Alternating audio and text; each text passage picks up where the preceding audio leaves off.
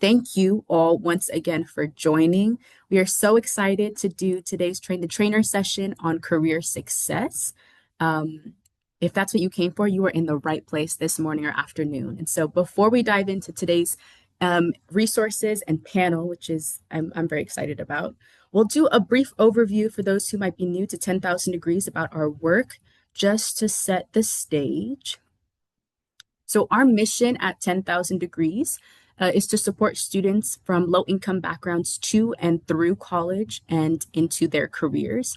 Our next slide will have information about what our regions are, but at 10,000 Degrees, all of our scholarship recipients are given a number of resources to persist through college and succeed in their careers, including being assigned a fellow from our program to support them while they're in school. And all students, current and alumni, also have access to our career development resources. This includes our mentorship program, a private internship and job board, resume and cover letter review program, and just various career development webinars and events throughout the year. We also have a number of career partners that we are promoting to our students to get them that experience to make them more competitive job applicants. And so all of this information, I'm just doing a brief overview today, but all of this information can be found on our website. We will also, again, follow up with today's slides if you want to learn more. And here's just a quick overview of a map of our impact in our region. So currently 10,000 Degrees serves students in from 8 Bay Area counties and plus Utah. We do have a cohort over in the great state of Utah. We are partnered with over 300 high schools. We are in 64 community colleges, and we have students across over 197 four-year institutions and universities across the country. In terms of our scholarship, so for those who might have students that are eligible for our scholarship, once again, I might not have shared this yet, there is no GPA requirement for our scholarship. Students can apply in their senior year. There's also no citizenship or documentation status requirement. And really the eligibility is that students are pursuing a career program, a community college, or a four-year degree for the first time and demonstrate financial need. So you'll get these slides, but if you know or you are a student who is eligible, our teams are here and able to help every step of the way. Next steps would be to have them submit FAFSA or the California Dream Act application if they are based in California, and complete our scholarship application through the 10,000 Degrees portal. That will open back up in October with a deadline of March 2027. All right. Moving on along, I want to introduce some of the folks from our team who are in this space today on our career success team. Once again, my name is Harmela, and I don't even think I shared that with y'all, so I'm sorry for being a bad host. My name is Harmela, and I am the Director of Career Success here at 10,000 Degrees. I want to hand the mic off briefly to my team for them to introduce themselves before we dive into today's session. And so I will tap Ann next to introduce herself. Thank you, Harmel, and good morning, everyone. It is so nice to see so many folks, not just in the Bay Area, but really nationwide. I'm seeing some familiar organizations and names in the chat. So thank you for being with us today to kind of share learnings and best practices and just being in community as relates to supporting students with their career goals. My name is Ann Schnur. I'm the Senior Director of Career and Alumni Success at 10,000 Degrees. And I will pass it over to James to introduce himself. Okay, thank you, Ann. Hello, everyone that is on the call. My name is James DeHady, the manager of Black Student Career Success, and we are very happy to have you all here today. Those who are local, close to us, and those who are a little bit farther across the country. Very happy to have you guys with us today, and happy to be sharing this knowledge with you all so that we can all collectively better help students. And I'll pass it off to Rodrigo. Hi everyone, my name is Rodrigo. I am the Career Success Coordinator for the team. And yeah, just really happy to be here and thank you all also for being here with us and learning about this topic together. So I'll pass it back to Harmila. Thanks, team. And I want to do a big shout out to Nydia, who is managing our tech for today's session, and Maria, our incredible program operations team. making sure that you're having a seamless experience while we go through today's session. Want to give you an overview of what we're going to cover today in terms of goals. Our goals are really that today you'll learn about the different national career platforms that are focused on first generation students that are helping them explore their interests, build skills, and prepare for the workforce. That you'll get the chance to hear advice and best practices in advising undocumented students on their career options and pathways, and also that you'll walk away with tools related to careers that you can introduce to your students and colleagues. I want to pass it off to Anne to do some context setting for today's session. Anne, please take it away. Thank you, Harmela. Great. So I'm going to talk just a little bit about why career success and the importance of focusing on career development as it supports kind of longer term economic mobility and financial prosperity for first generation students in particular. So you are all here today because you are interested in career development and advising for your students, whether you currently provide it, you're looking to do more of it, you want the latest tools and resources. And so we really rely kind of heavily on our partners to help do this work with us. And so what we're hoping to bring to you today is some of the kind of national experts and tools and practices that you might be able to utilize with students, share with your colleagues, and really kind of take back to strengthen and continue to build any career advising that you may be doing. So I wanted to just frame the conversation before we start talking with some of our national experts. Here at 10,000 Degrees, our organization has been around for about 45 years, and we've heavily focused, of course, on that college access and success piece, really guiding students into college and through. And what we saw over time was that we needed to spend more time on the career component. We are having high success rates of having students graduate college, which was excellent. We love to see that. But really finding that students needed more support with their career journeys and their career pathways. And this support needed to start earlier on before they're graduating college. And so about 4 years ago, we launched a full service career department. That is the team that you see before you today at 10,000 Degrees. And a lot of our work and time is really kind of considering the strategy. What are kind of the best supports, advising services and programs that we need to provide our students to ensure that they are exploring their interests, developing their skills, and ultimately becoming strong job candidates on the market. We want to make sure that students are graduating and getting great careers right after they're going to graduate college. We want to make sure that they are getting careers that are meaningful to them. They're able to utilize their skills and their degrees and their education. And so our work is really kind of based on that longer term goal. What you'll see is that on the slide here, a couple of sort of different, data points. So research has shown that most college students believe that their degrees will pay off. So most of the college students, are fairly confident that their education will support them in building skills and securing jobs afterwards. And one thing I repeat a lot, of course, is the reason why, if we ask folks, why are you going to college? Why are you in college? That usually the response is to get a good job. And that was probably true for us as well.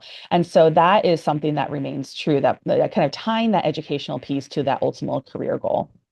We also know that in the labor market continues to place a premium on individuals and candidates who have more education and training, especially beyond high school.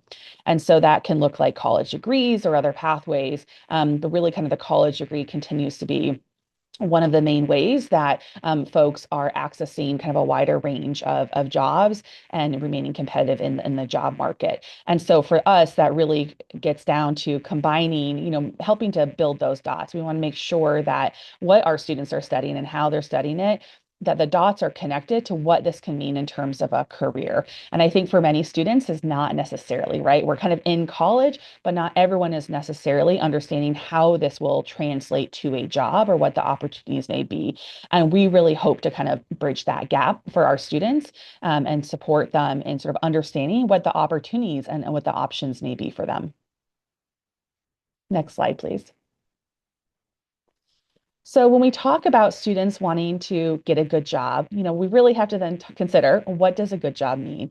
You could ask, 20 people and get 20 different answers. A lot of this is really kind of based on one's own needs and values and kind of what they are looking for, of course, in their life and their career.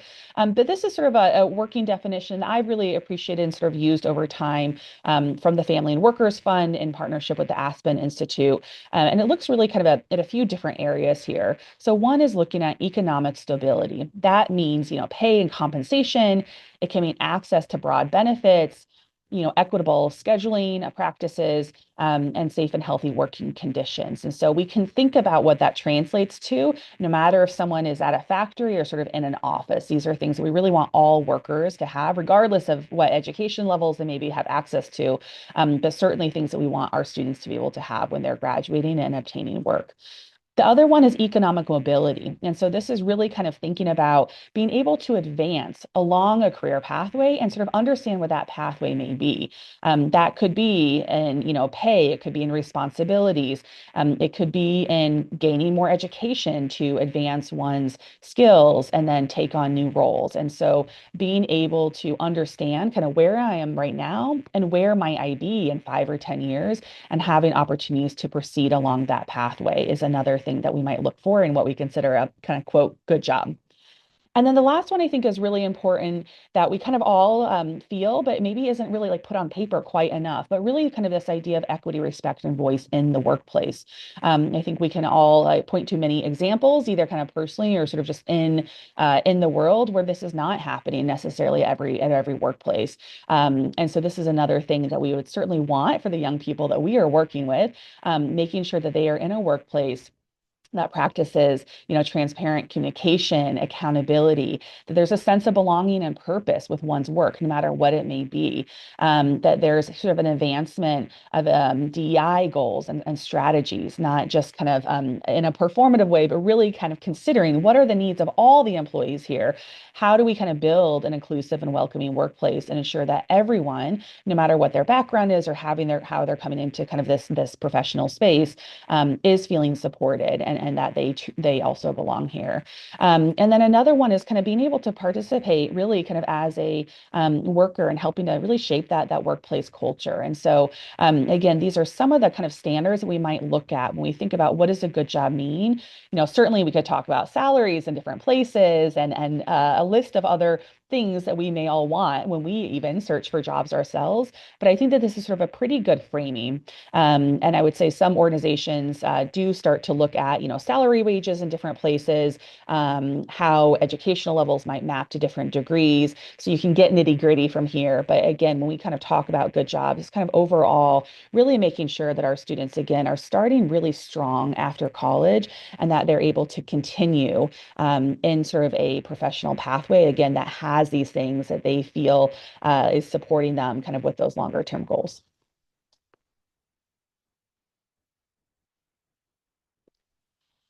And with all of that said, we know the importance, of course, of career advising and in supporting students. And we know that this is tricky work. This is challenging.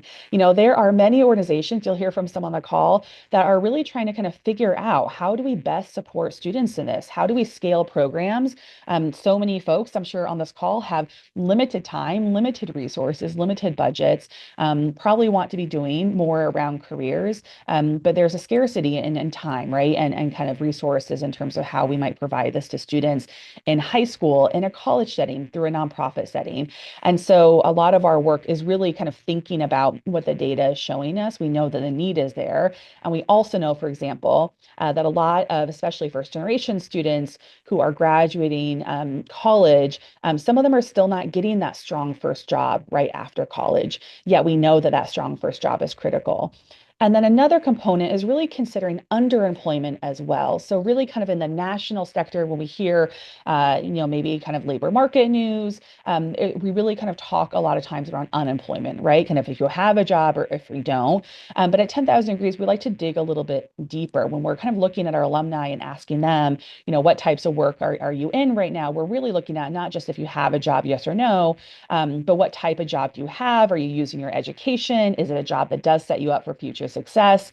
And then we're also looking at underemployment. So people that may be working, but maybe it's not full time, maybe it's not kind of utilizing their full skills and talents, right? So they may be in a position that they are not fully utilizing everything that they can kind of bring to the table, or maybe it's not a full-time position.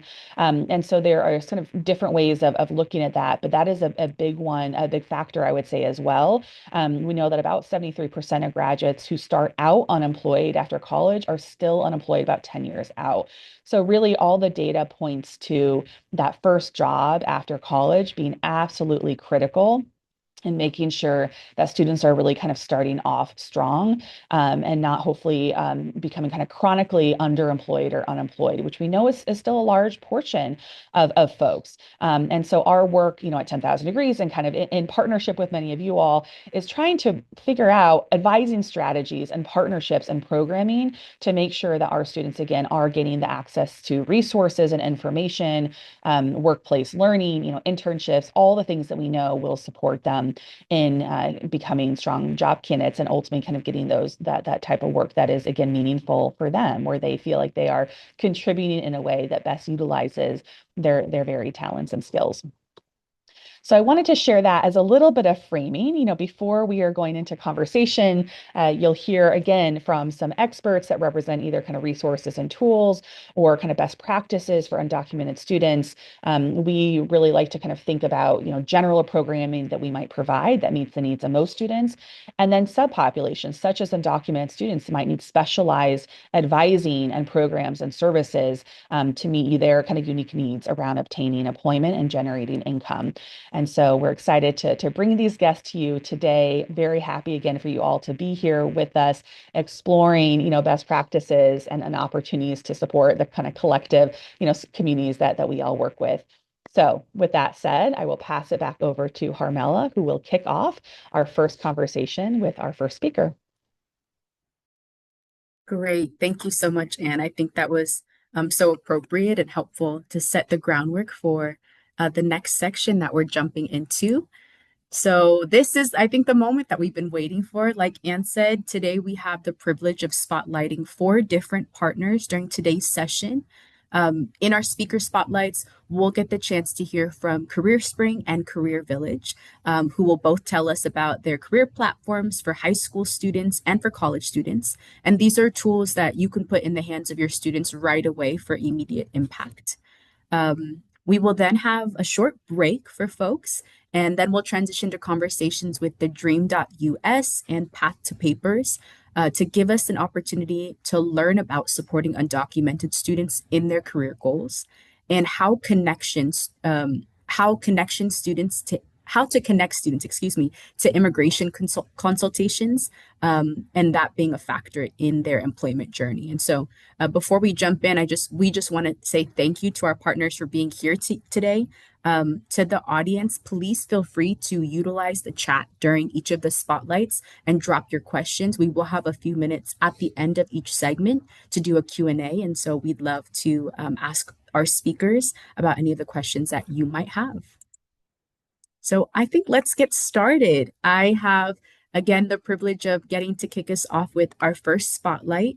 I'd love to introduce Shadra Austin. She is the National Director of Partner Engagement for CareerSpring. And CareerSpring empowers first-generation and or low-income students and graduates with career information and skills, professional networks and employment opportunities through a career platform, and a community of volunteers and allies. And today they serve over 24,000 students nationally, which is amazing. Shadra brings nearly 30 years of human resources experience in both collegiate and corporate environments with deep expertise in the full talent lifecycle. Having spent the majority of her career with global management and technology consulting firms, Shadra offers a unique perspective to the nonprofit sector, including specialized experience developing diversity, equity, inclusion, and belonging curriculum, and employee engagement programs.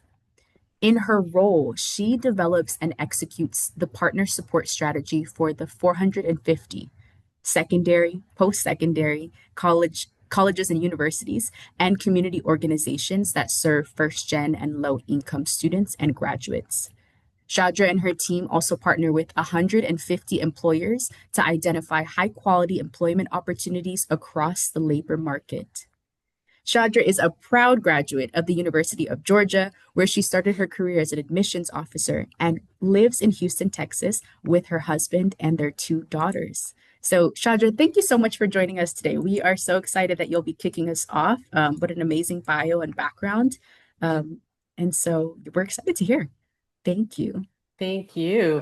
This kind of environment always gives me so much energy. So I'm really excited to have this conversation with you, Carmela. Amazing. And I'm sure there will be many questions in the chat, but I will get us started off with our first question, Chandra, for you. Can you tell us about CareerSpring and what you offer to first generation students? We'd really love to learn about your student population and hear about their experiences using your platform. Yeah, no, happy to share. It's always the fun part to be able to share the CareerSpring story. So we are a national nonprofit founded in 2020. So we just celebrated our 5-year anniversary. And at the heart of our mission, it really is around supporting first generation and low income students identify meaningful, high quality work. And so many of those statistics that Anne just shared really were the why for CareerSpring being founded. What we were seeing is that students, first gen students, were going and checking all the right boxes, right? Doing all the right things, doing well academically, moving through college, and then graduating and being underemployed or unemployed.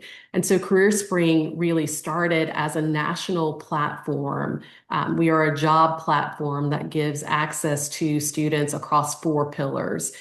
The first of those is really around career readiness, helping our first gen students really understand, what do I want to be when I grow up, right? How do I ask and answer that question? And we have a series of tools that they can use to guide them there. We then want them to progress through that journey of really starting to develop those skills, writing strong resumes, being able to tell their own story. So much of the job process really is knowing your story and telling it well, right? And so how do we help first gen students start to articulate all of their strengths and skills along the way?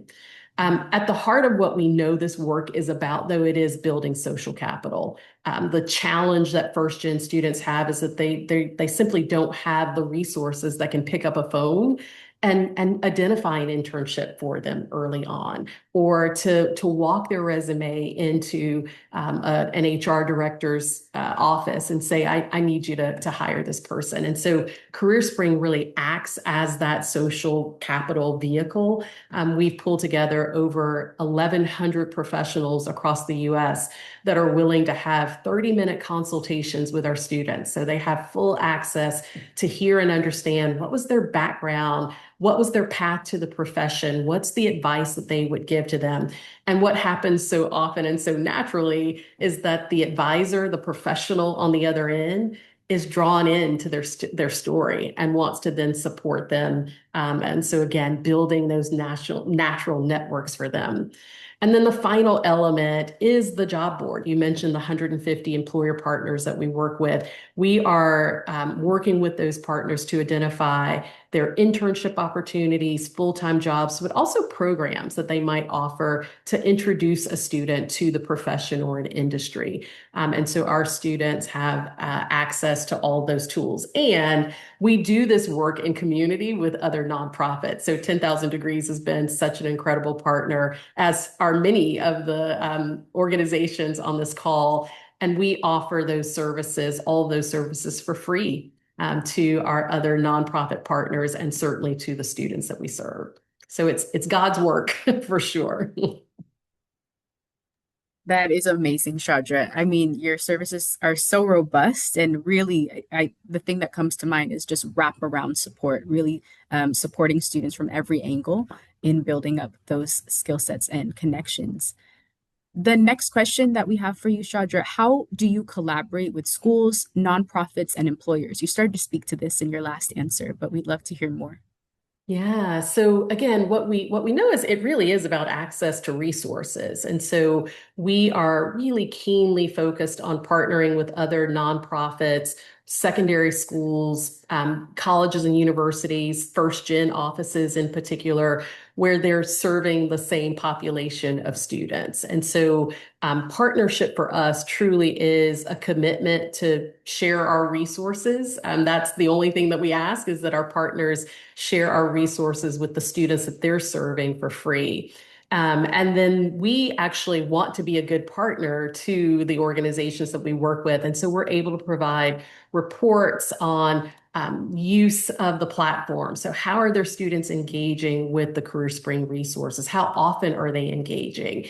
And then partner again to make sure that we're supporting the programming and the things that you all are doing on the opposite end. And so we know this. It doesn't happen with just the student joining. We know that so many of our FGLI students require that extra push and that support. And so we want to empower our partners with the information as well so that they can continue to push them along. Well, it's clear you all work with so many different stakeholders and partners across the field.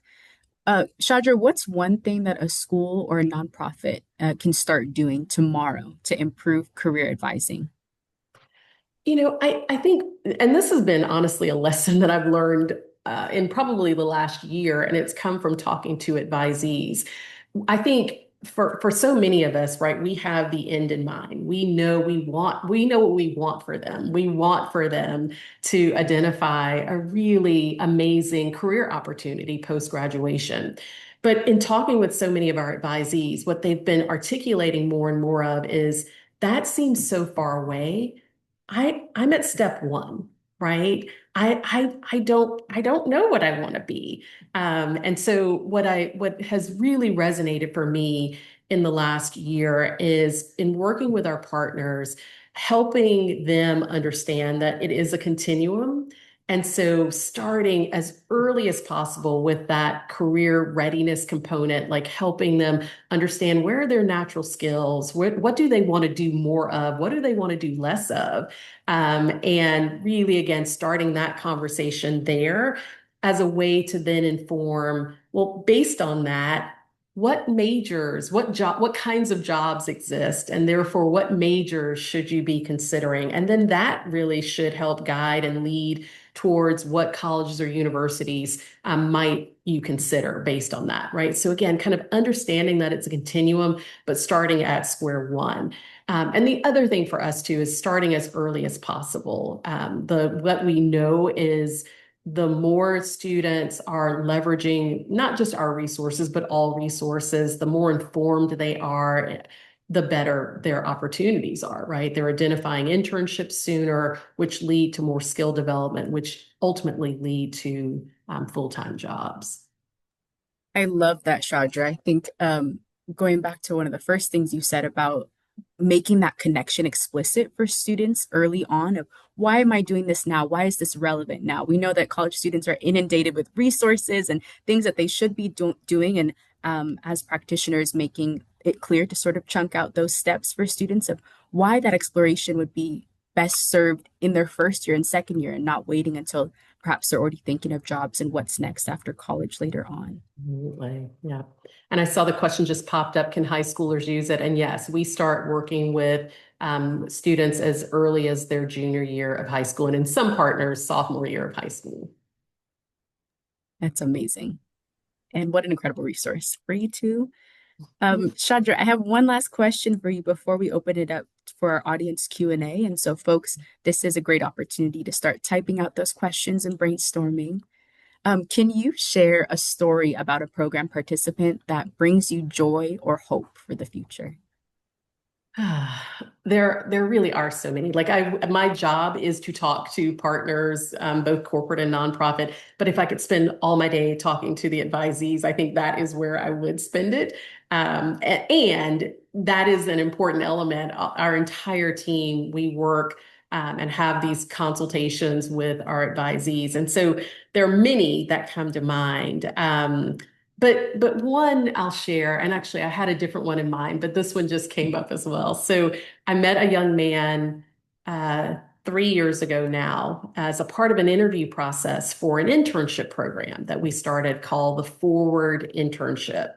And Forward was really designed because we were having conversations with partners. They were saying, your advisees are great, but they don't have experience and they haven't had exposure to this, and lots of why nots.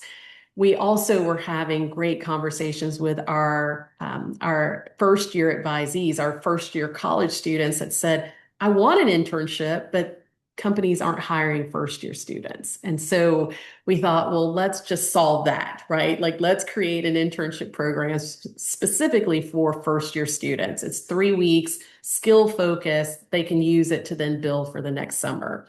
So through this interview process, I had a conversation with a young man, Erman, and he shared his story. He, in his words, was a knucklehead in high school, always looking for kind of the laugh, never really focused, and graduated by the skin of his teeth.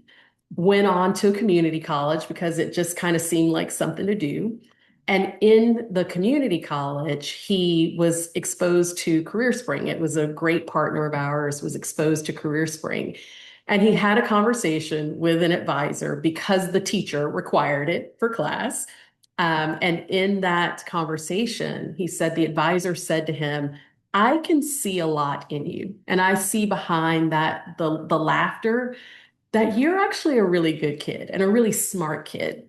And guess what? I was you, right? That advisor had a similar story of really just not being very focused in high school, but found his way at community college. And so Erman that year applied for the Forward internship program. He was an accounting major at his community college. We placed him with an oil and gas major company here in Houston, in an accounting track.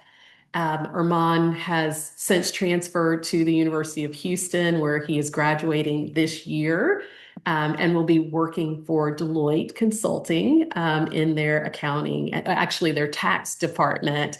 And again, it was because someone else saw something in him, and that challenged him, and he was able to develop those skills. And truly, he is the poster child for who we want to serve and the success that we want to have. What a powerful story. I love that. I love that, it wasn't even something that he pursued out initially. It was a requirement at first, but the power of mentorship and somebody being a couple steps ahead of him, being able to call out what they saw in him and how that can just change the trajectory of the student's life. And I'm sure that this is just one of so many stories like this. So Powerful. many. Absolutely. Absolutely. Powerful. Shadra, thank you so much. We want to give some time now for the audience to ask any questions. I know you started to answer the one that came in the chat. I will just read it out in case there are some follow-ups that this person may still be wondering. So high schoolers can use the platform to find jobs even at the high school level, or would you say it's more so just at the college level? Would high schoolers use it more with career readiness? And would partner high schools have access to the interviews with companies for the sake of building social capital? So great question, and I'm glad you blew it up. I just saw high school users. So the way that we work with our high schoolers, you're exactly right, Lauren. It's more of the career readiness. So we have a career interest finder, which is really, if it takes more than 5 minutes, they're doing it wrong. They're thinking about it too much. But it helps them, again, kind of guide them to the kinds of careers that they might be interested in. We also have a video library of over 500 professionals that have made a kind of 5 to 7 minute video, and think of it as a day in the life. So what does it mean to be an accountant? What does it mean to be a nurse? What are the skills that I use every day? What was my major? What internship? So again, it's a bit of a guide. And what we encourage our high schoolers to do is look at all the nursing videos, because we're also trying to reinforce that no two paths are the same. The reality is we all come to our work through, any number of twists and turns. And so we want them to also feel that as well, so that if I start down a path and wait, it's not going as I expected, like they don't have to give up, right? You pivot, you find the different path. And so again, our high school students really have access to those tools. It's not until they are enrolled in college that they then get access to the advisors. And that's mostly because of age. We're mindful of minors versus 18-year-olds. And they also then get access to our job board at that point. So internships and jobs as well. Great. That makes a lot of sense. Any other questions for Shadra? And if not, you're welcome to put it in the chat. If we have time at the end to circle back, then we'll do so. I see one more came in. Oh, yes, follow up from Lauren. She said, I love that. Do high schools have to officially partner with CareerSpring to use the career readiness tools, or can a high schooler use it on their own? Not on their own. It definitely is through partnership. And our partnership is easy. It's a MOU. And I do see Chelsea Uplift has been an incredible partner in the Dallas area for sure. So yes, Lauren, if you're interested, you can ping me and I'm happy to get you the information or get you in touch with. I see my colleague Hinoviva is on this call as well. So we'll definitely connect you to the right person. Wonderful. Well, hopefully you don't get too many messages offline, Shadra, while we continue, but I want to say thank you again for kicking us off with the spotlights. Let's give it up for Shadra and CareerSpring, our first of 4 spotlights today. Wonderful. And thank you so much once again for sharing your resource, your program, and your stories with us. Thank you. Awesome. At this point, I'm going to hand the mic off to my colleague Rodrigo to introduce our next spotlight, our partner spotlight. Take it away. Thank you, Armilla. Hi, everyone. My name is Rodrigo, so I will be introducing Maeve. Maeve, welcome. Maeve is the Director of Partner Success at CareerVillage. She leads the institutional and corporate partnership that expands access to high-quality career guidance at scale. She stewards relationships with major employers, nonprofits, and education systems, supporting development of CareerVillage, Q&A platform, and coach. Maeve started her career as a classroom teacher in South Bronx, and welcome and thank you so much for joining us today, Maeve. Hi, Rodrigo. Thanks for having me. I'm excited to be here. Yeah, thank you. And so we're gonna get ahead and start with the questions that we have for you. And again, if anybody else has a question for Maeve, you can drop it in the chat and we'll have that Q&A section at the end. But to get us started, can you please tell us about CareerVillage and what it offers to students? Of course, I would love to. So at CareerVillage.org, we are a nonprofit organization. We were founded back in 2011, so we're turning 15 this year, pretty exciting. And our mission is to democratize access to career information and advice for underrepresented people. And how we started off to serve this mission was on CareerVillage.org. We are a Q&A platform. It's open access, it's free, and is a place where learners can log on and ask any question they want pertaining to planning for their futures. And then we connect those student questions with our volunteers. We have over 200,000 volunteers on the platform who share their real career stories. And hopefully, a student is able to get advice from someone in the industry that they are interested in and access to perspectives that they otherwise may not have been able to find. And that platform has now reached millions of users from all over the world. We're in like 190 different countries. And today, actually, our primary focus is our second product, which we call Coach. So Coach is an AI-powered career development platform designed to scale high-quality career support. And it offers a structured set of career chat-based activities that are tailored to the needs of learners, career advisors, or workforce programs. And Coach is a tool that someone who, if you're really early on in your career journey, let's say like you're just a freshman in high school and you have no idea what's going on, or you are well into your career, you're making a career transition, you're actively applying for jobs, Coach is designed to kind of meet the user where they're at and help them take real action towards meeting their career goals. Great, thank you. 15 years of supporting students. That's amazing. And Amazing to hear that all of the many volunteers that support with all of those questions. I know you talked a little bit about Coach, but we wanted to ask too, what gaps do you see in traditional career advising, or what gaps were you trying to solve when you built Coach? Yeah. So I think we've been speaking about it on this call, and I think everyone's pretty familiar with this problem, and I know it just as an educator. But a core problem in the world of specifically career development is access. We know that in the United States, the average school counselor or advisor is responsible for hundreds of students. And the reality is there's simply no way that one person can provide meaningful, personalized career guidance at that scale. And especially for students who don't have their own personal network to reach out to, that gap is much wider. So, back in 2011, our Q&A platform was designed to try and address this gap by getting students access to real professionals in the fields that they're interested in. However, even with that amazing resource, being able to harness the power of community and human connection, we still weren't able to provide that on-demand tactical skill building to help students instantly get started on their career development. They have to wait for an answer from a professional. And anyone who wants to get started right away, just building those skills with, AI, the big AI boom that we're having, we saw an immediate tool that we could use and leverage to help our students. So that's why we built Coach. It's something that could be available to anyone at any time and provide instant skill building. And the way that I think about it is Coach can help fill this gap between those moments of human support.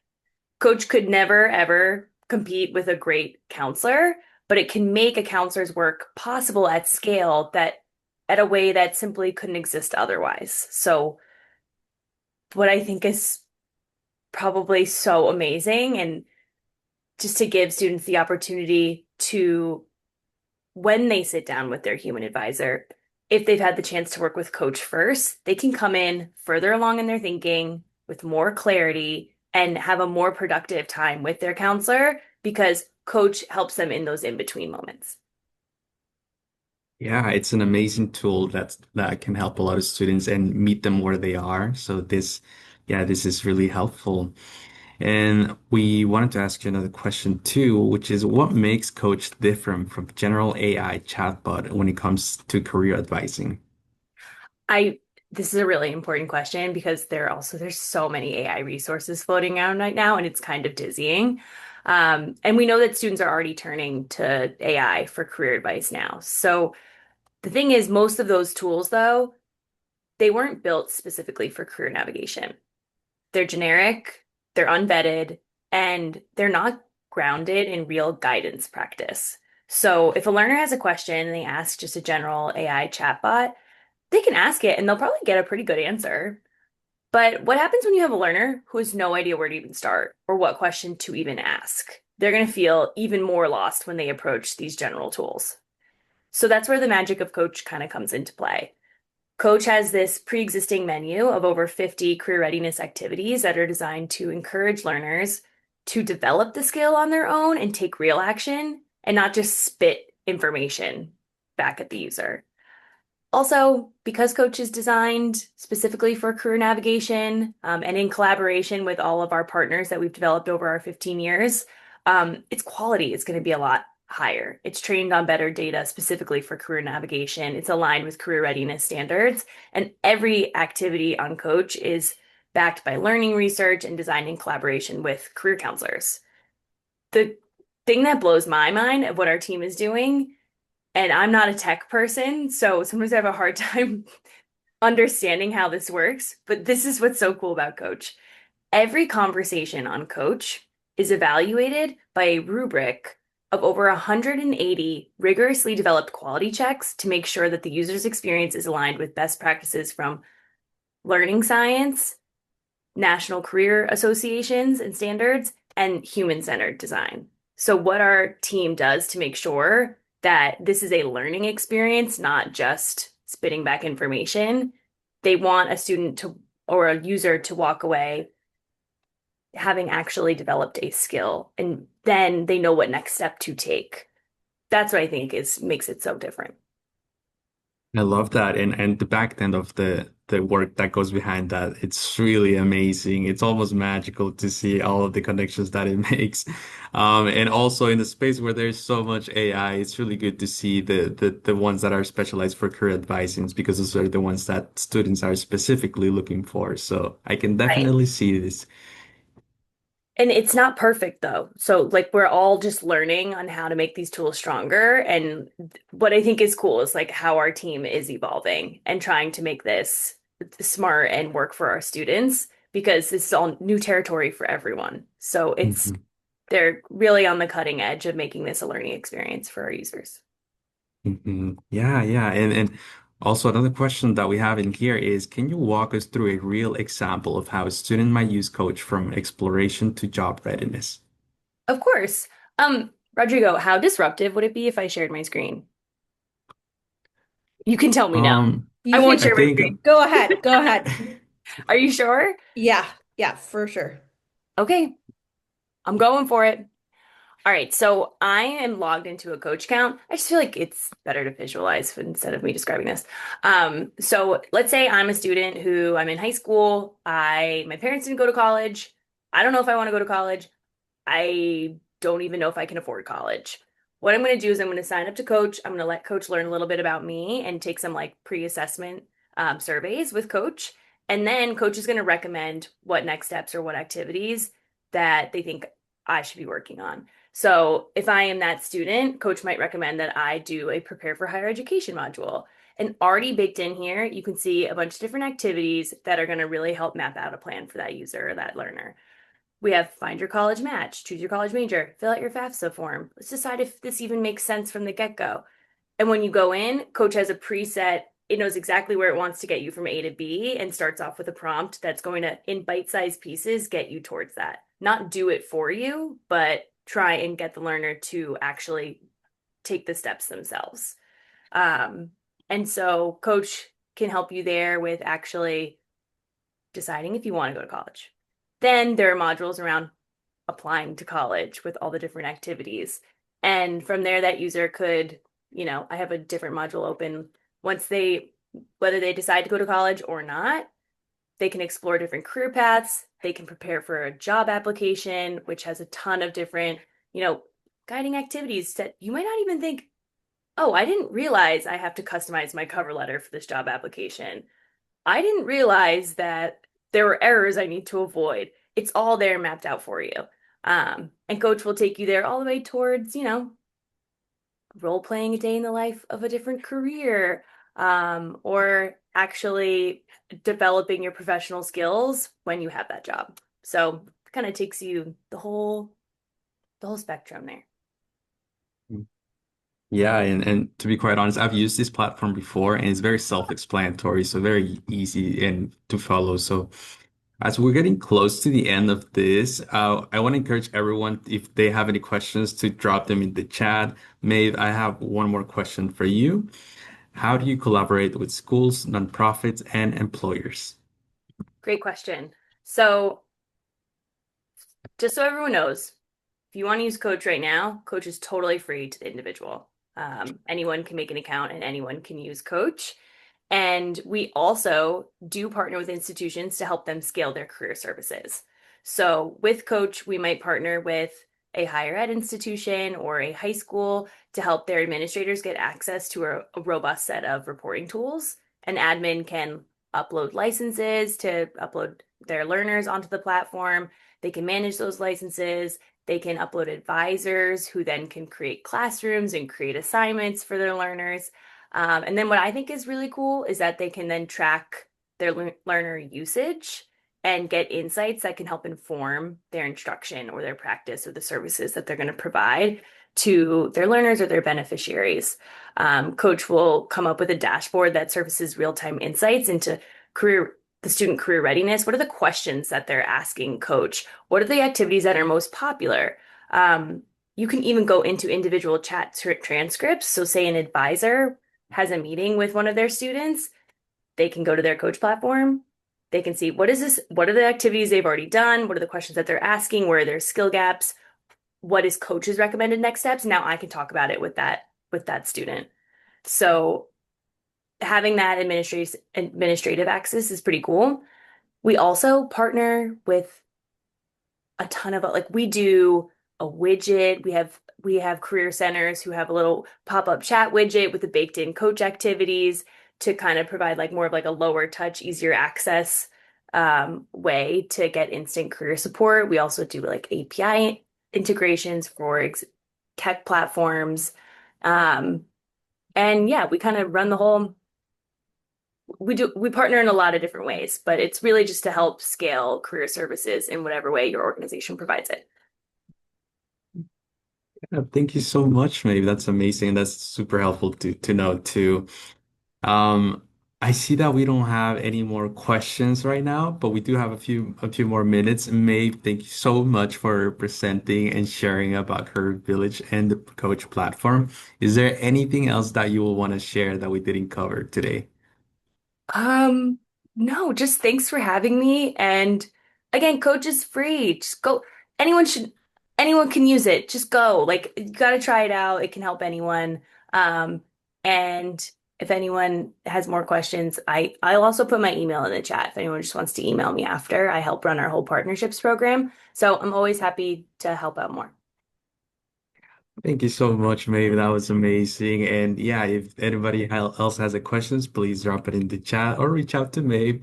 Thank you so much for joining us today. And now I'm going to pass it on to my fellow Harmilla.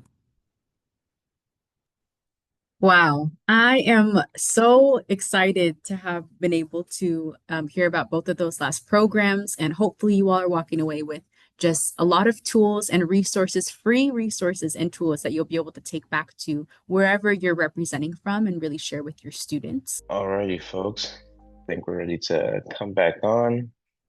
We guys had a nice little break and we're able to maybe run and grab some water or get a quick snack or run to the bathroom. And we are back at it with our next spotlight. And I actually have the pleasure of introducing Nicole Wesley. Nicole, who's actually the senior program manager at the Dream.us, which is actually the nation's leading organization supporting dreamers at the intersection of higher education, workforce development, immigration, and advocacy. And as the senior manager of career supports, Nicole creates inclusive career programs and resources for undocumented college students, regardless of their status.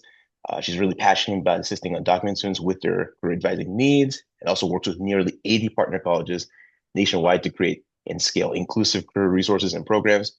Nicole previously served as the chair of the National Association of Colleges and Employers Serving Undocumented Students subcommittee, and also previously served as a director of career services at Nevada State University.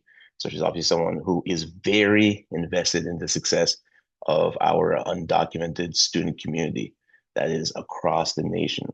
So would love to go ahead and get started with Nicole. Nicole, very nice to meet you. Very nice to be speaking with you today. And yeah, if you want to go ahead and just maybe tell us a little bit about the Dream.us program services, maybe a few things about yourself as well too, feel free. Yeah, definitely, James. And thank you for inviting me and happy to be here today. You can hear me, correct? Okay, great. You already mentioned a little bit about the Dream.us, but yes, we are the nation's largest college and career success program for undocumented immigrant college students. We were founded in 2014, and to date, we've awarded more than 11,000 scholarships to undocumented college students attending 2 and 4-year institutions from across the country. We believe everyone, regardless of where they're born, should have equitable access and a college education, or equitable access to a college education and a meaningful career. On the college front, we work with close to 80 partner colleges and universities across the country that admit and support our scholars to and through college. Our partner colleges provide dedicated on-campus support through trained campus staff. These campus liaisons are wonderful, and they play a critical role in helping our scholars persist and succeed while at college. For those of you that may be interested in our college scholarship, do know that our applications always open November 1 of each year. Our application cycle is currently closed, but come November 1, feel free to check out our scholarships page to learn more. I also do want to briefly mention that our scholarship is not offered in certain states. That includes California, due to the availability of generous state and institutional aid. I know there's some California-based professionals attending this session today, so I wanted to briefly mention that. Though California-based undocumented students would not be eligible for our scholarship program, we offer some great resources and tools online on our website and through social media.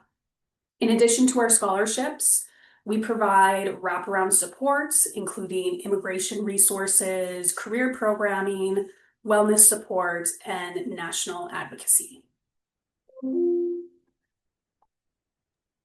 All righty. Well, that is all great to hear. Thank you so much for that little explanation. Just want to highlight a few things that you guys that you just said.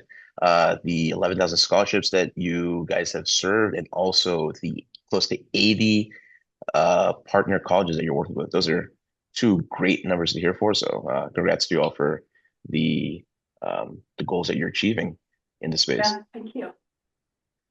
Next thing I'd love to ask you is, what are some barriers that undocumented students face in relation to career obtainment? Yeah, so good question.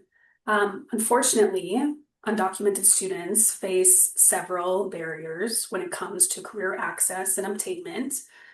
I think we can all agree that the most significant and most obvious barrier is that many undocumented students today do not have work authorization. Based on our scholar population at the Dream.us, roughly 70% of our scholars are fully undocumented without work authorization. So they do not have DACA, they do not have TPS. Without work authorization, undocumented students are shut out from most all traditional career building opportunities, such as internships, fellowships, student worker jobs, W-2 jobs, and more. Though undocumented students are just as talented and motivated as their peers, unfortunately, they are unable to access a large majority of opportunities that help launch a career.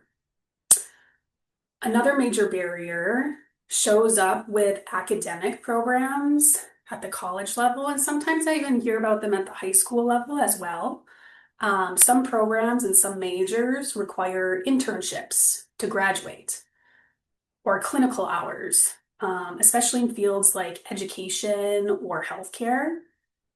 But those experiences often assume work authorization or require work authorization to participate, and institutions don't always provide inclusive or alternative options for undocumented students. So as a result, undocumented students are sometimes forced to change majors because of these structural limitations. Another barrier too at the college level involves professional licensure. So there are certain career paths that require state or national licensure, and eligibility requirements can vary widely. In some cases, undocumented students may complete a degree, but then face barriers to actually sit for the licensure exam and or be able to practice in their chosen field. So that disconnect between education and career access can be incredibly frustrating and discouraging. So with just some of these barriers that I mentioned, it does limit access, but changes can be made to remove and lessen these barriers.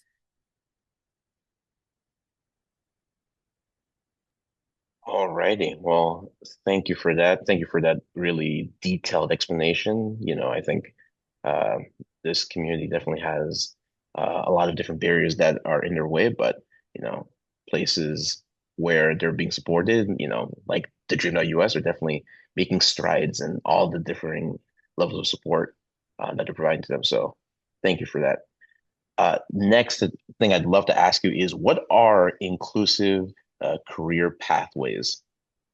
Yes. So, inclusive career pathways are pathways that are open to all, regardless of their immigration status, regardless of their work authorization status. So, inclusive career pathways are entrepreneurial career pathways. Entrepreneurial career pathways can include things like starting a business, doing independent contracting and freelancing, or joining a worker cooperative. These options are open to all, including fully undocumented students. At the Dream.us, we promote entrepreneurship resources and host multiple career events that center around entrepreneurship since it's inclusive career pathways. For example, our organization hosts our Summer Career Series, which is our big career event of the year. It's a 2-day virtual conference tailored specifically for undocumented students to learn about inclusive career pathways, entrepreneurship, and inclusive paid opportunities.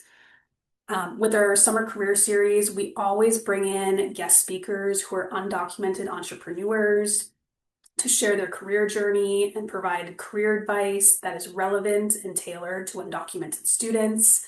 I'm actually currently in the planning stages of the Summer Career Series, and it's always wonderful to reach out to our potential guest speakers and guest panelists and have them share their stories and career advice and tips with our scholars.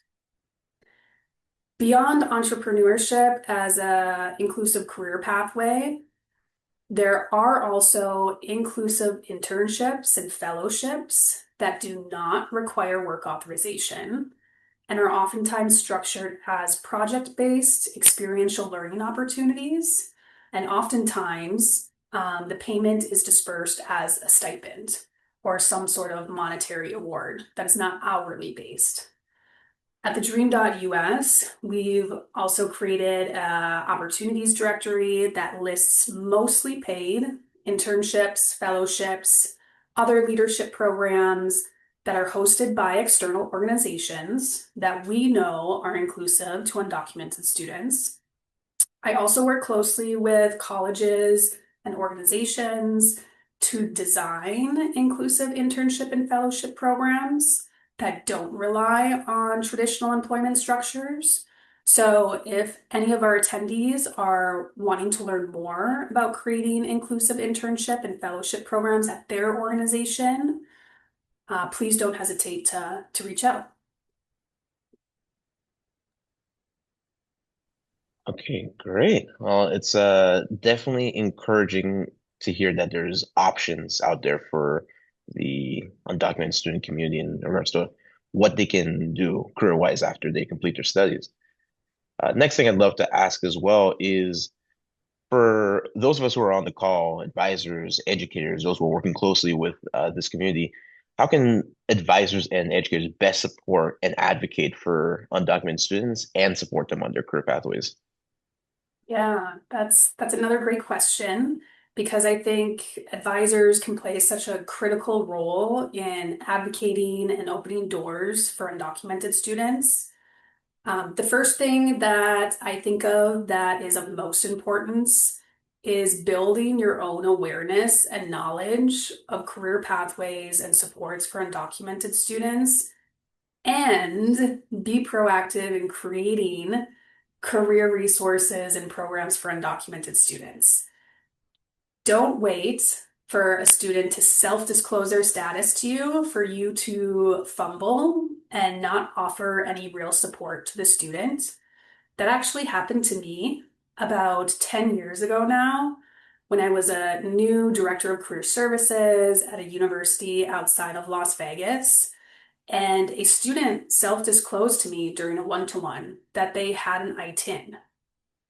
And at the time, I wasn't 100% sure what an ITIN was. I assumed that meant they didn't have work authorization, but I had no solutions or advice for them at that time. And that advising session, unfortunately, did not go well. So don't be like me. Learn from my past mistake and make sure that you're proactive in educating yourself. Continue to educate yourself in this area of supporting undocumented students in their career development and working to create inclusive career resources and opportunities.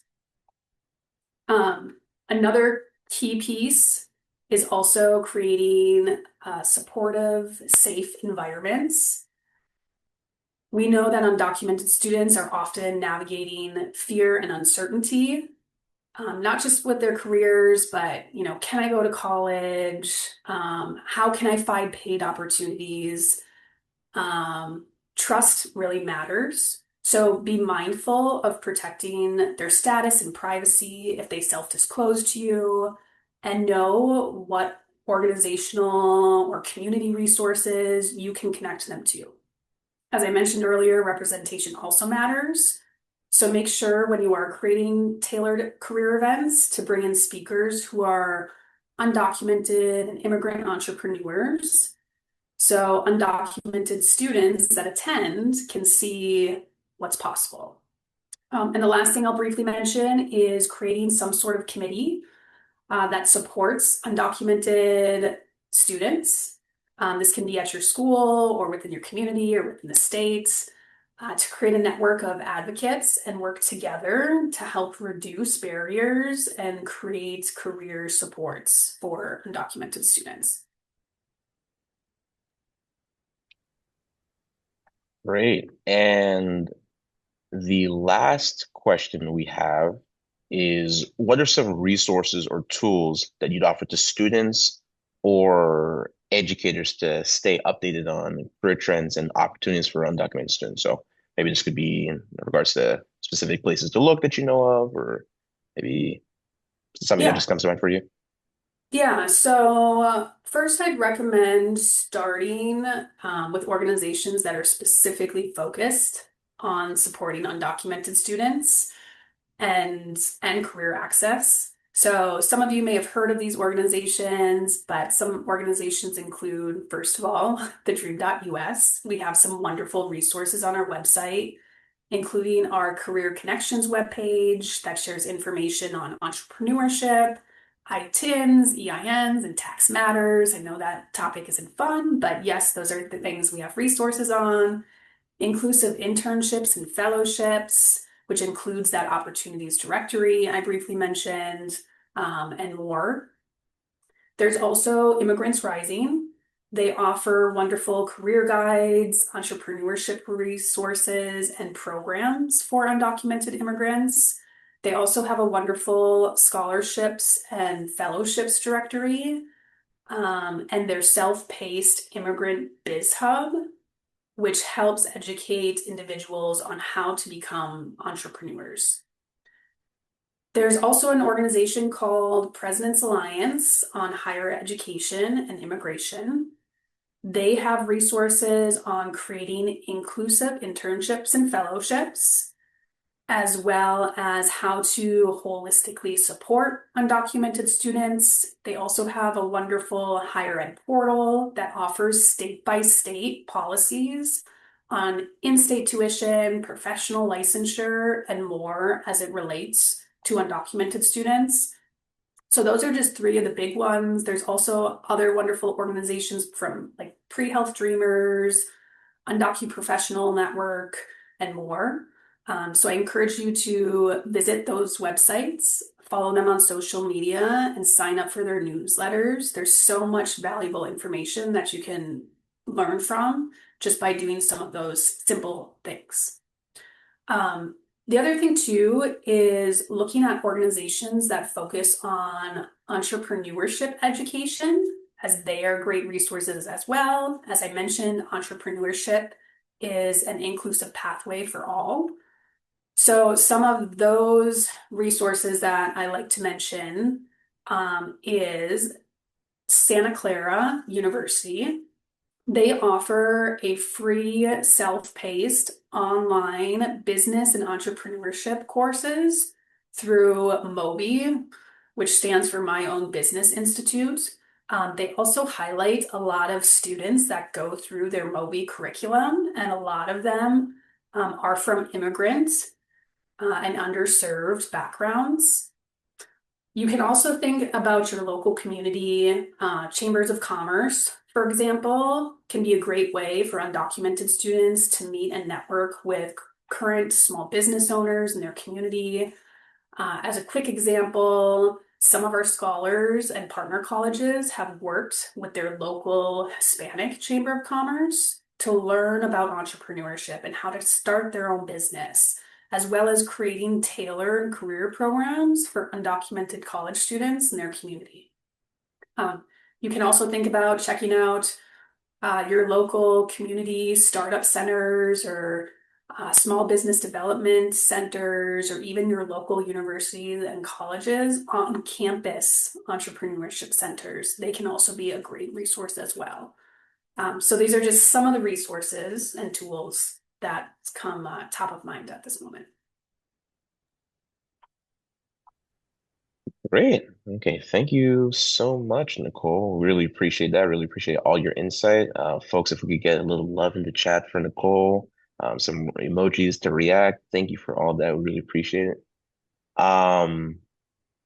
Is there any questions from anyone about anything that Nicole shared or just anything they'd love to ask? Any curiosities? Anything that folks are wanting to learn more about? If not in the moment, if something comes to later on, I'll put my email in the chat, so feel free to reach out. I'd love to help assist. Okay. Well, it doesn't look like anyone has anything. So with that being said, I think I'm going to pass it over to Anne, who's going to moderate the next conversation.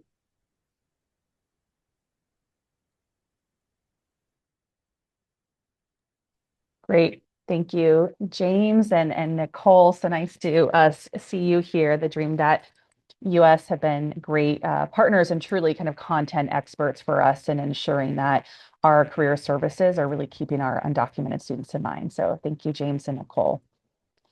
I'm excited now to talk with Krishna Avila from Path to Papers. And so I'll introduce Path to Papers and then I will introduce Krishna and then we'll kind of have a conversation around the importance of providing immigration, legal services to our undocumented students and how that relates to career success. So Path to Papers is a project that helps dreamers pursue work visas and other pathways to legal permanent residency. It's housed at the Cornell Law School and it is one of the only programs in the country that combines experience in employer representation with experience in evaluating immigration options for dreamers. At 10,000 Degrees, we're proud partners at Path to Papers and have already seen the benefits to our students in ensuring that they have access to free, trustworthy immigration services. So I will now introduce you all to Krishna. We are very lucky to have Krishna join us today. Krishna is based in San Francisco, California, and joined Cornell Law School's Path to Papers with a wealth of personal and professional immigration experience. He immigrated from Mexico to the United States as a child. Prior to joining Path to Papers, Krishna worked at the Immigrant Legal Resource Center as an attorney focused on DACA advocacy and implementation, among other issues related to non-citizens. Krishna also worked as a legal services manager at Immigrants Rising, where he provided legal support to undocumented youth throughout the country. At Cornell Law School, Krishna has worked at the United Nations High Commissioner for Refugees in Washington, D.C., and the American Civil Liberties Union of Northern California. He's participated in the Asylum and Convention Against Torture Clinic at Cornell Law School, where he helped represent clients before the Board of Immigration Appeals. Krishna also volunteered with the European Council on Refugees and was an editorial member for the Cornell Legal Information Institute U.S. Supreme Court Bulletin. Krishna earned his undergraduate degree from the University of California at Davis and his law degree from Cornell Law School, where he received the 2017 Freeman Award for Civil Human Rights for his commitment to civil rights and public service. Krishna, it is such an honor to be here in conversation with you today and the deep experience and expertise that you bring to this space. So thank you for joining us for this conversation. Yeah, of course. I didn't know that you had the full version of my bio, so thank you. Thank you for that introduction. We're happy to sing your praises and all the wonderful work you've done to really be an advocate in this space. Maybe you can kick off, Krishna. Just tell us a little bit more about Path to Papers and what you offer to dreamers. And how do you sort of define dreamer at Path to Papers? Yeah, of course. So basically, we're a semi-new project that started about 2 years ago. And what we do is we provide free online legal consultations to dreamers to assess their immigration options, with a specific eye on employment-based immigration options. So the reason why we started this project was because many of us who were in the immigrant rights space, I myself was undocumented. And so that's also part of my story. When I was growing up, when I used to go to immigration attorneys, it was always, is there a family member who can petition for you to legalize? Like, can you marry a U.S. citizen spouse, for example? Or, like, so as an immigrant in the U.S., you're often assessed for legalization options for family and humanitarian, but not, I was never assessed to see if I was eligible through an employer to legalize. So that was the reason why we started this project to basically bring expertise that's often held in the private space in immigration law. There are a lot of private immigration attorneys out there who do screenings, but they're often working with workers from outside of the United States and working with these big companies. And so we saw that there was a huge need to bring that expertise to our communities and assess undocumented folks with vulnerable statuses to see if they're eligible. So basically, we support dreamers. Our definition of dreamers are anyone who entered the United States before their 21st birthday, arrived before 2022, and have graduated from high school in the United States. So that includes not only folks with DACA, but also folks that are undocumented. We've also seen folks with TPS, for example. So basically, anyone who's kind of in a vulnerable status. So we prioritize those in the Bay Area, but if we have capacity, we can also help other folks outside of the region. Great. Thank you for that. It's been so helpful, I can just say on the 10,000 degree side to really partner with you all and sort of understand some of the options that may be available, not only to a person who may be undocumented, but really that employer experience. And so it shapes a little bit how we're understanding the wider landscape. And I think to Nicole's point about, never wanting to be in front of a student and not kind of knowing what to do or what to tell them, it also offers us some concrete advice or sort of next steps that we may be able to provide, whether that's kind of resources or have you ever gotten an immigration screening and what could that look like? So I appreciate all the work that you all are doing there and how you bring that to partners such as ourselves. Can you talk a little bit about just why it's important for undocumented folks to receive immigration legal screenings?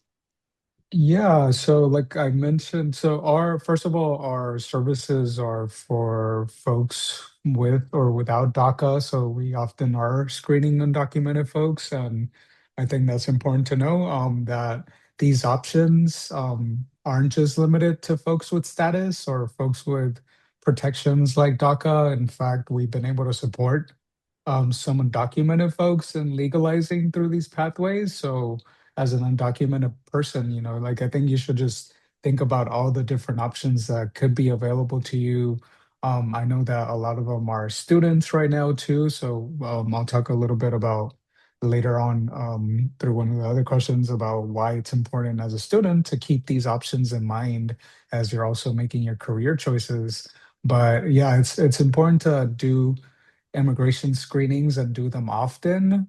So I like to tell folks, just like you go to a doctor and you're supposed to go to a doctor every year, you should be doing that with your immigration options. You should be getting screened almost every year because immigration law changes quite frequently. So you never know what positive changes are that could make you eligible. So get screenings often and from different attorneys too. We're all human and we all have different expertise too. Like I mentioned, some immigration attorneys aren't going to know much about employment-based options, so it's important to get a variety of opinions as you navigate your journeys.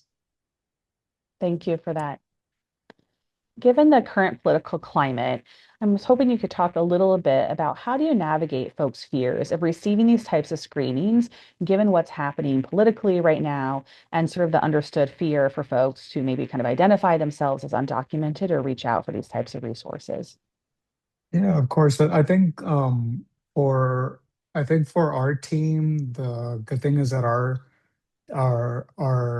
team of attorneys have a lot of experience working with dreamers throughout the years. So even like I mentioned, I was undocumented before I went to law school, and a lot of the attorneys on our team were the same ones that were kind of giving me information about employment-based options back then.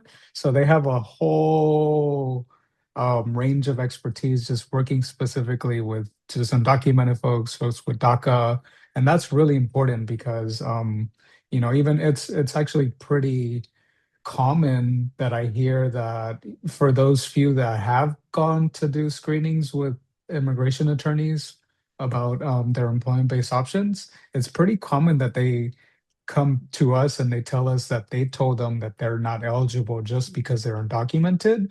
And so that is not true at all. And it's because most of the other attorneys deal with folks with status, like like international students, or like I said, people who are outside of the US and don't have the same kind of legal issues that dreamers have. So I think that's one, just knowing that you have a team that's trustworthy and that's there to figure out ways that you can become legal, if not today, then in the future.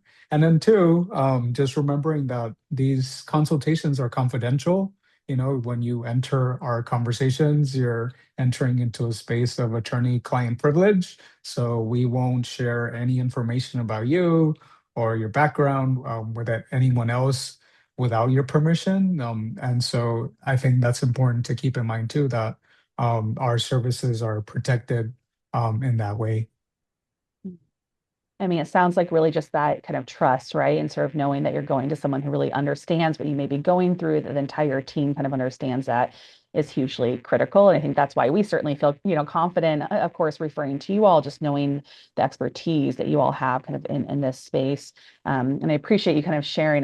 Being in the career world when I'm at conferences and at, kind of different events, I do think that there is kind of in the larger career space nationally, sometimes some confusion around undocumented students who maybe grew up here versus international, and that there's very unique needs around kind of what employment may look like, different eligibility. And so I appreciate you sort of naming that. I think that's one thing in the career space we see a lot is really kind of understanding, who we're supporting and kind of what the options may be for that person, which may be different, of course, for someone else. And so really being able to kind of understand that and present some options and sort of next steps for them.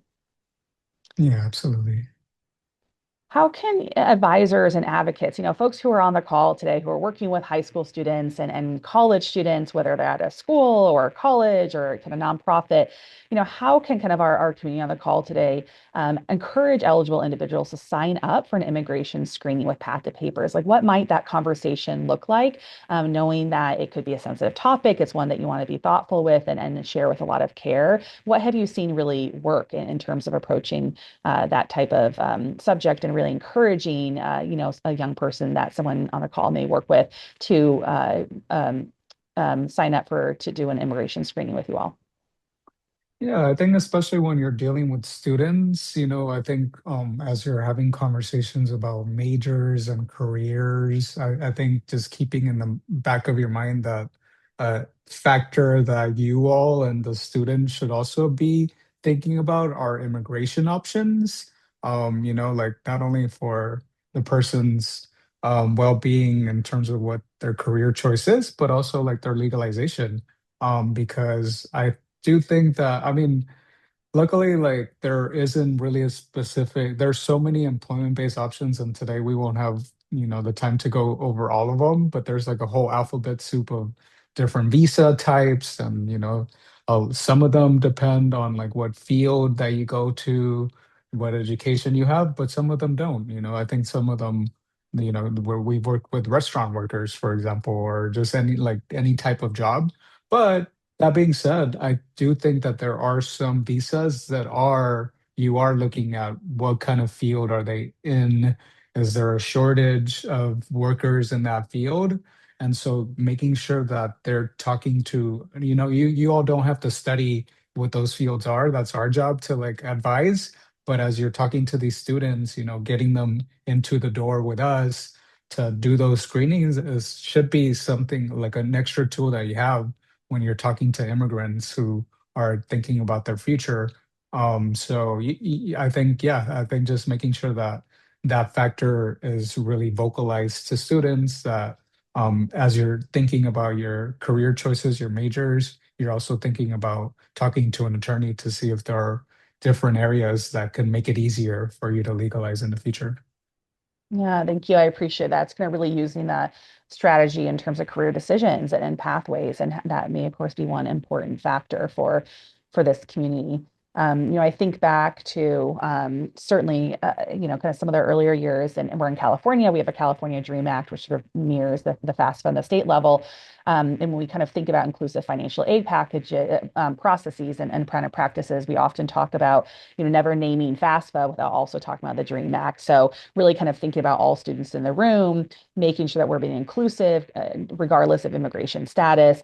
And I think that sort of mirrors what we want to do in careers as well. We really want to, some of our best practices, and Nicole certainly talked to this, is really thinking about talking about a wide range of career pathways, making sure that we're not only talking about pathways that require, citizenship, for young people, but we're really kind of thinking about that full spectrum, but then also considering these types of screenings and kind of the work that Path to Papers does to ensure that people are getting that full scope of possibility for themselves and able to decide, kind of make their own decisions, of course, but just kind of puts more information in front of them. I think that's kind of how we really kind of see our advising, of course, is really just giving students and kind of supporting them and getting the information they may need to make so that they can make the choices that are sort of best for them. I'm curious, from the consultations that you've done, I know that you've done many throughout the years at Path to Papers with you and your team. What trends are you seeing in regards to eligibility for work visas or sort of legal pathways? What are kind of some examples of maybe viable options that you've seen be successful for undocumented folks or kind of folks with DACA or TPS, other kind of temporary work statuses?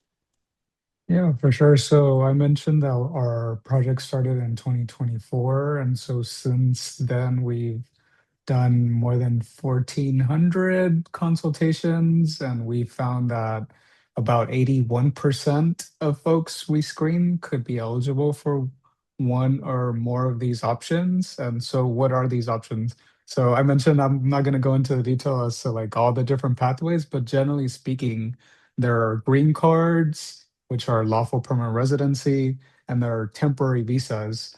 And so, those are kind of the umbrella pathways, but under those, there are so many different ways to get them. And so what we found, for example, one of the most common one is the H-1B. That's a temporary visa, and that's for folks who have at least a bachelor's degree, and their job requires them to have that bachelor's degree. Right now, that visa, for reasons that I won't go into detail, right now is facing a lot of issues. But for these students, I think by the time they are in college and hopefully graduating, I think they can think about the H-1B in terms of a long-term process where maybe we might have an administration that's more favorable and would get rid of those issues that are currently there. But yeah, I think the H-1B is a common type, but we've seen other kinds of visas. So for example, for the green cards, luckily you don't need and a specific educational degree. So we've seen quite a few persons be able to get a green cards. I think the issue with the green cards is that it often takes a very long time for those. You're talking about 5 years or so. And so for that, and that's why since we just started 2 years ago, we haven't seen that many, but we've been working with folks who at least filed their green card petitions and are kind of waiting in that process. Um, so yeah, I think the fact that the overwhelming majority of these folks are eligible is a good sign of and a good reason why folks should be getting screened for these options. Thank you for that. And 81% is quite, incredible. I mean, how hopeful, right? That kind of you're really kind of seeing the work translate to finding potential options for young people, really in effort so they can, of course, use their talents and skills and have those kind of pathways that they so well deserve. We will get to questions in a moment. So if folks start having questions, feel free to put them in the chat. We'll get there momentarily. But Krishna, I'm wondering if you can just share maybe a story about a program participant that brings you joy or hope for the future. Yeah, I mean, I'll just share one of my recent cases. He was fully undocumented. And so I mentioned we've supported fully undocumented folks to be able to legalize. This specific person received an H-1B. And obviously, with someone who's undocumented, there's that fear of, especially when you're filing something and the government doesn't currently know that you're here. There's, the risk assessments, and so for this person under this administration, we were able to help him get the H-1B. His employer was on board, so he started having conversations with the employer when he was actually a student before he graduated. And so by the time he graduated, the employer was very much on board and filed the H-1B petition for him. And so yeah, just helping him from the very beginning and to now seeing him legalized. It was just really great to see, especially someone who doesn't have DACA or someone who doesn't have another kind of protection. So yeah, that brings me joy and hope for the future, especially, hopefully one day we have a new administration, like I said, and we can see a lot more of those folks. And so I'm also going to share a link to our webpage that has more success stories of folks we've been able to support throughout the 2 years. Thank you so much. What a great story, and appreciate the link. This may actually be a helpful way for folks on the call if you are considering, speaking with some of the students you may work with about an immigration legal screening. Maybe sharing some of the success stories could be helpful to kind of give folks an idea of some of the work that Path to Papers and Krishna and his team do. And I guess I didn't specifically ask about this, but should probably also mention, Krishna, you and your team also, of course, do consultations for employers as well, right? And so I wonder if you just want to talk about that briefly, because I know that we have some folks here in K through 12, on the call and in different sectors. And so this is also sort of an advocacy point that we can be doing with our employers, with our HR offices, in considering, either hiring talent or keeping talent in work, who are maybe have kind of temporary work authorizations and things like that. So wondering, Krishna, if you can talk just briefly about how you actually engage with employers to consult with them as well. Yeah, absolutely. So, yes, we offer consultations to dreamers, attorneys too, immigration attorneys, but also employers. So we also provide the same kind of legal consultations. They're all free. Folks can sign up for those online. And so those consultations, most of the time, it's employers who already identified an employee who could be eligible, and they're trying to figure out how to support them. But but there are also times where we're working, especially with K through 12. We do a lot of work with K through 12 school districts or individual schools because we've seen that that's definitely a field where there's a shortage of teachers who are bilingual, for example. So often their thought is bringing teachers from abroad, and that's pretty common. And so our work is just having those conversations with employers to make sure that they know that there is this area of community members here already in the US who have those skills and could become teachers as well. So we do consults. We also are happy to chat with folks on one-on-one. We often are just meeting with employers outside of a consultation spheres. We provide trainings too for them. So we're happy to support in any way that we can. Great. Thank you. Such great work you all do. And thanks for your partnership and for being here today. I'll see if there's any questions. Any questions for Krishna? Yes, we have one that just came through. Does it cost the employer money to file the petition? And if so, has it been a barrier?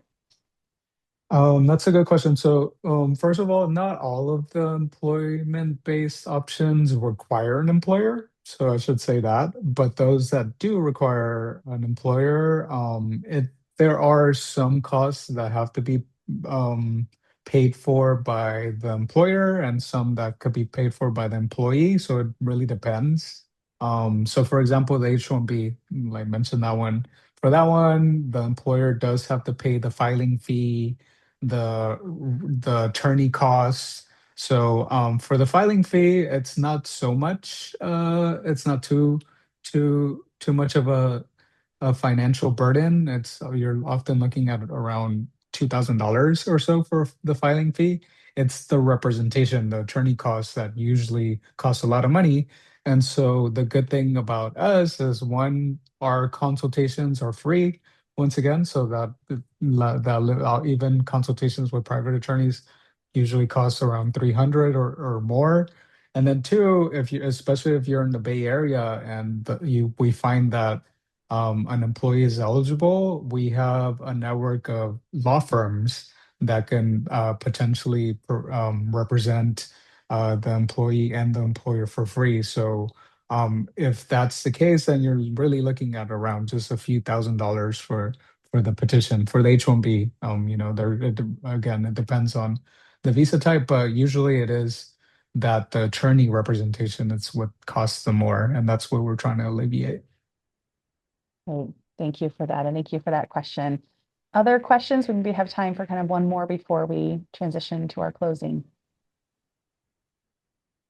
While I wait to see if there are other questions, I'll just mention that the Path to Papers website was dropped in the chat. You will also receive it in a follow-up email, and you will also receive a flyer. We have a flyer in English and Spanish that you are able to utilize for individuals that may be eligible for these screenings. So it'll have links and eligibility criteria and all the info you may need. So check out that in the follow-up email. And we did get one more question. So Christian, I'll read that out to you. What is your capacity? Let me scroll back. What is your capacity at this moment? So I guess we're maybe taking on kind of new clients.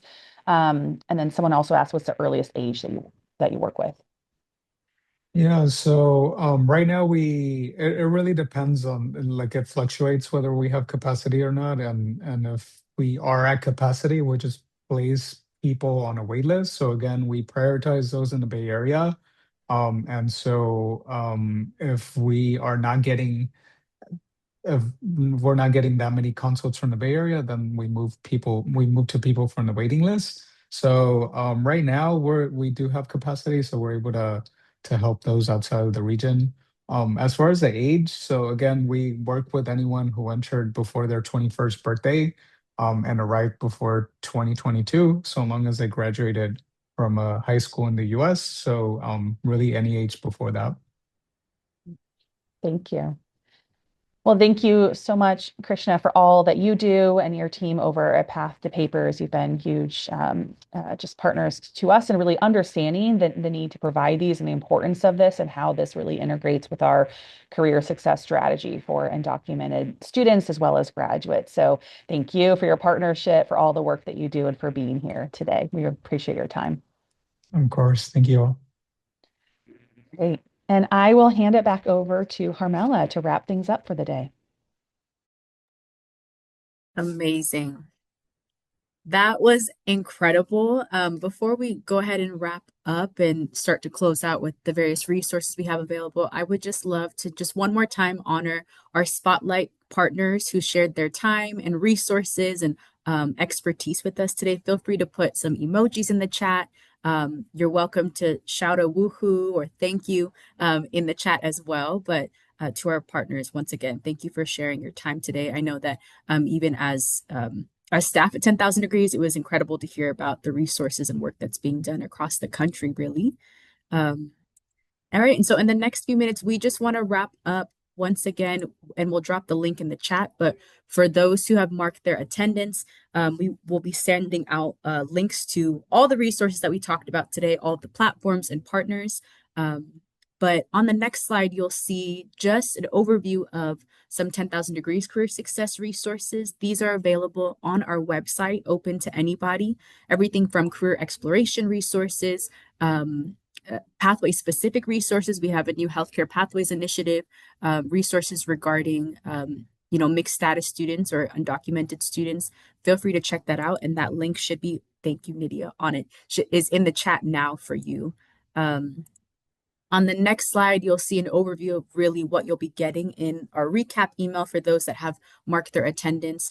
Once again, we'll highlight all 4 partners to you and how to get in touch with them, their websites. We had CareerSpring today, CareerVillage, Dream.us, and Path to Papers, as well as some information on how to get connected with each of them. With that, I think we'll go ahead and end the poll. And thank you all once again for attending. We are looking forward to staying in touch.